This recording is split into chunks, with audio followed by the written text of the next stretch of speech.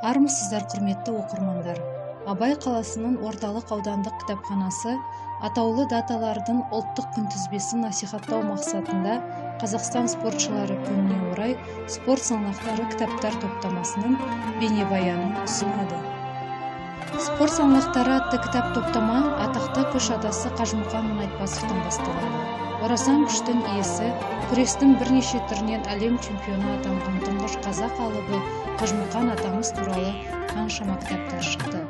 Спорт саңлақтары кітап топтамаларында қазақ елінің атын шығарған чемпиондар туралы көптеген деректер жазылған.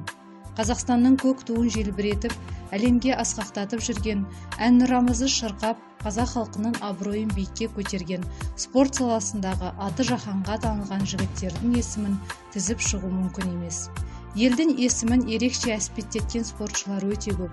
Солардың ішінде қазақ боксының қара нары Әбдісалам Нұрмаханов, қазақ күресінің қара нарлары Әбілсейіт Айханов пен Жақсылық Үшкемпіров, әлемге аты шыққан боксшыларымыз Болат Жұмаділов, Василий Жиров, Бекзат Саттарханов, Ермахан Ибраимов, Геннадий Головкин, Бақтияр Артаев, Серік Сәпиев, Абылайхан Жүнісов.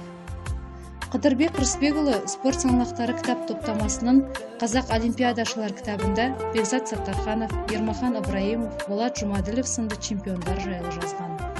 Бекзат Сейілханұлы Саттарханов 1980 жылы 4 сәуірде Түркістан қаласында дүниеге келген. Қазақ боксшыларынан шыққан тұңғыш Сидней олимпиадасының чемпионы, Азия чемпионатының күміс жүлдегері Бекзатты ата-анасы өзін өзі қорғап үйренсін деген оймен күрес үйірмесіне қатыстырады. Алайда күреске ынтасы болмай, Бекзат боксқа бет бұрады. 1995 жылы алғаш рет бокс үйірмесіне жазылып, балалар бапкері Нұрлан Жұмабаевтан тәлім ала бастайды. Қазақ боксшысы Бекзат рингте тек жұдырықпен ғана емес, ақылмен де жұмыс істейтін, аяқпен қимылдауда ерекше белсенділік танытқан. 57 келіге дейінгі жеңіл салмақта Бекзат Саттарханов 143 рет айқасқа түсіп, соның 132-сін жеңген. Ермахан Сағиұлы Ибраимов 1972 жылы 1 қаңтарда Жамбыл облысында туған. Бала кезінен спортқа қызығушылық танытып, 13 жасында бокспен айналысуды бастаған. Ермахан Ибраимовтың спорттық шеберлігі шыңдала түсіп, Қазақстанның ұлттық құрамасына енді. 1990 жылдардың басынан бастап халықаралық аренада өнер көрсете бастады. Ол 1996 жылы Атлантада қола, ал 2000 жылы Сиднейде алтын медаль жеңіп алып, Қазақстан спорт тарихында маңызды із қалдырды. Бүкіл әлемге танымал қазақстандық былғары қолғап шебері, кәсіби боксшы Геннадий Головкин 1982 жылы 8 сәуірде Қарағанды қаласында дүниеге келген. Әкесі Геннадий Иванович Головкин Карагандинская шахтасында шахтер болып қызмет еткен. Анасы Елизавета Сергеевна химиялық зертханада көмекші қызметін атқарған. Головкиндер отбасында 4 ұл дүниеге келген. Бокс секциясына Максим мен Геннадий 8 жаста барады.